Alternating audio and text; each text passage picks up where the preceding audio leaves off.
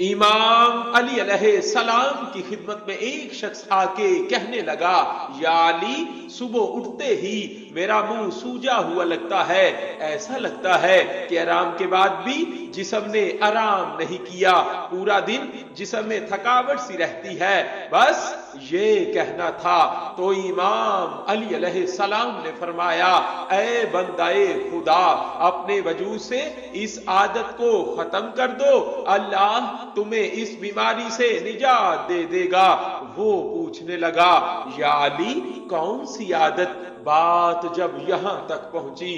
تو امام علی علیہ السلام نے فرمایا، تمہارا چہرہ بتا رہا ہے کہ تم آدھی رات کو اٹھنے کے بعد پیٹ بھر کے پانی پیتے ہو۔ یاد رکھنا، کبھی بھی آدھی رات کو اٹھنے کے بعد پیٹ بھر کے پانی نہ پیو، کیونکہ نیند کے بعد اٹھ کے پیٹ بھر کے پانی پینے سے پانی گردوں پہ اثر کرتا ہے اور یوں انسان جسمانی بیماریوں کا شکار بننے لگتا ہے۔ تو اس نے کہا، یا علی، اگر آدھی رات کو اٹھنے کے بعد شدید پیاس لگے تو امام علی علیہ السلام نے فرمایا، اگر پیاس برداشت کے قابل نہ ہو تو صرف اتنا پانی پیو کہ تمہارا منہ خشک نہ رہے۔ میں نے اللہ کے رسول صلی اللہ علیہ وآلہ وسلم سے سنا کہ صبح اٹھنے کے بعد پانی پینا انسان کے جسم کے لیے شفا ہے، اور آدھی رات کو اٹھ کے پانی پی کے